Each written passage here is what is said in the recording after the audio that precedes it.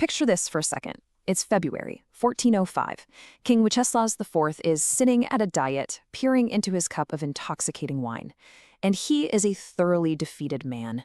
He's already been stripped of his highly prestigious title as King of the Holy Roman Empire, and to put an end to a devastating civil war that's been ravaging his lands, he has just surrendered massive amounts of his own royal power to his nobles. It is a truly staggering fall from grace. So, how exactly did a region that was literally the shining pillar of the Holy Roman Empire devolve into this fractured, bleeding state? A state defined by royal kidnappings, bitter backstabbing, and roaming bands of violent mercenaries? Looking into that cup of wine, Wenceslas has got to be wondering how it all went so incredibly wrong. To really understand the geopolitical mess of 1405, which, by the way, if you're a gamer, perfectly sets the stage for the highly anticipated world of Kingdom Come Deliverance 2, we have to rewind. We need to play detective and solve the mystery of this dramatic political unraveling. To grasp the sheer scale of the disaster, you really have to look at what Wenceslas inherited. His father, Emperor Charles IV, had painstakingly built up an indivisible state. It was a true golden age for Bohemia. But by the time Wenceslas took the reins in 1378, he was handed a deeply fractured reality, empty coffers, and a family that was completely ready to tear itself apart just for a piece of the pie. Okay, let's dive into this. Section 1. A Golden Age Inherited, the Legacy of Emperor Charles IV. You see, Wenceslas was actually raised by highly capable advisors to inherit a truly magnificent empire. Under his father, the capital of Prague became massive and thriving. An archbishopric was established. The University of Prague was founded in 1348, and the royal family had acquired some serious geopolitical leverage.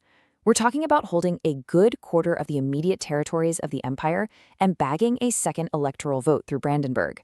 It was, by all accounts, an absolute masterclass in empire building. But what's truly fascinating here is the immediate fracturing of that hard-earned power. When Charles died, those vast Luxembourg possessions didn't just all go to Wenceslas. They were completely carved up. Uncles, brothers, half-brothers, and cousins, they all got their own territories. Now, Wenceslas did get the Bohemian crown lands, but his father had already pledged away a ton of German crown estates just to get hard cash for his political maneuvers. So Wenceslas starts his reign incredibly land-rich, but strapped for the actual cash he desperately needs to rule effectively. Which brings us to our next part, Section 2, the reluctant king, an indecisive ruler in a fast-changing world. Now, history often unfairly remembers Wenceslas merely for his penchant for idleness and, well, alcohol. But he was handed a nearly impossible hand to play. He wasn't a fool. Wenceslas was highly educated, an intellectual polyglot who was fluent in German, Czech, and Latin. His problem? He completely lacked a decisive political aim. When things got tough, he tended to retreat to his Bohemian castles to just hunt and drink. He was a reactor, not a proactive leader, and he ultimately failed to steer the kingdom with the personal agency his father had shown. And man, things got incredibly tough, immediately. In 1378, literally the exact same year he took power, the Western Schism ripped the Latin Christian Church right in half. This was a massive, structural crisis across the entire empire.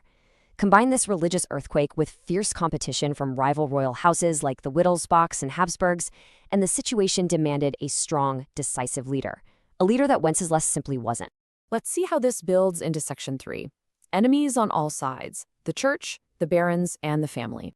So, Wenceslas's lack of leadership naturally created a vacuum, and enemies started popping up everywhere.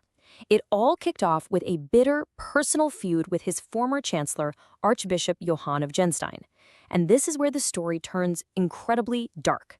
To limit the archbishop's power, Wenceslas tried to create a new bishopric, but the archbishop blocked him by hastily appointing his own abbot.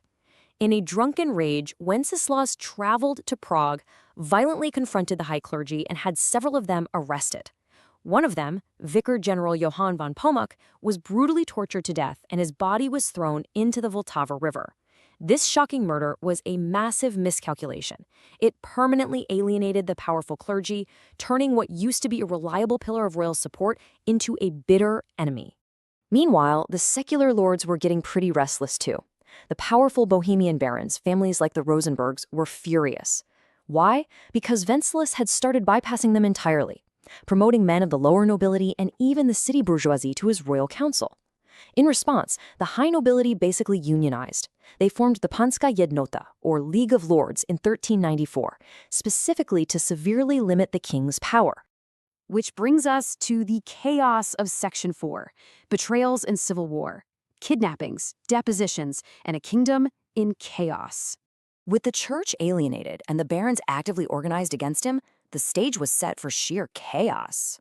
We're not just talking about political bickering anymore. Royal family drama was escalating into outright warfare. The timeline of these rebellions is dizzying. In May 1394, Wenceslas was literally kidnapped by the League of Lords, and get this, they were aided by his own cousin Jost. Wenceslas was initially saved by his loyal brother Johann, who rallied the cities to the king's defense. But, true to form, Wenceslas soon had a massive falling out with him, right before Johann's death. By 1396, a cornered Wenceslas was forced to surrender control of top royal offices and the mint to the barons just to keep the peace. So, the crucial point here is that Wenceslas was failing on the broader imperial stage just as badly as he was at home. By the year 1400, the electors of the Rhineland had seen enough. They compiled a very specific and, honestly, very serious list of grievances.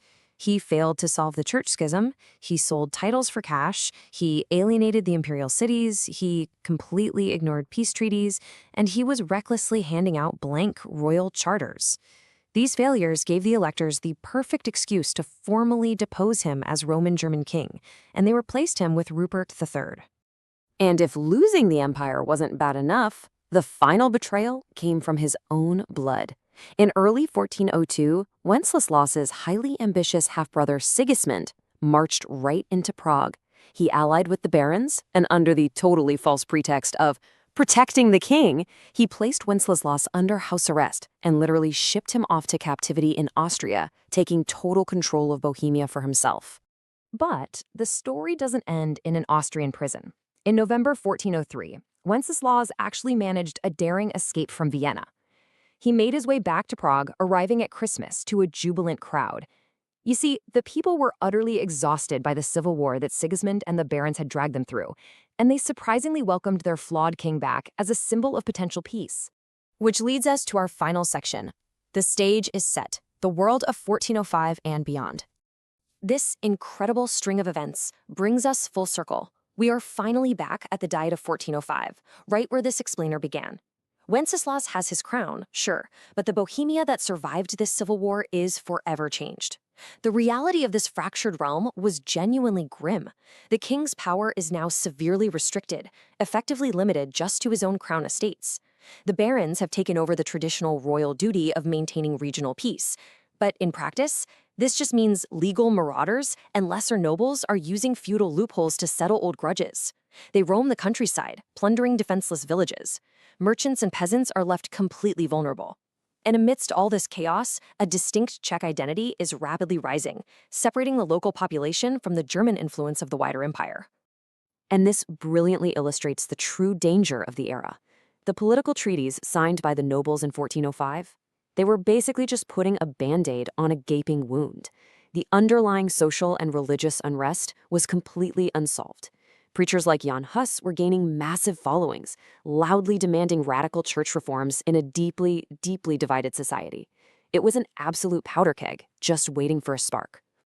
Which leaves us with one final, unavoidable question. With a heavily weakened king, empowered warlords roaming the countryside, and radical social and religious demands rapidly reaching a boiling point, is Bohemia's greatest war actually just over the horizon? It's a dangerously unstable, endlessly fascinating world. And if you're stepping into Kingdom Come Deliverance 2, this is exactly the kind of chaos you are walking right into.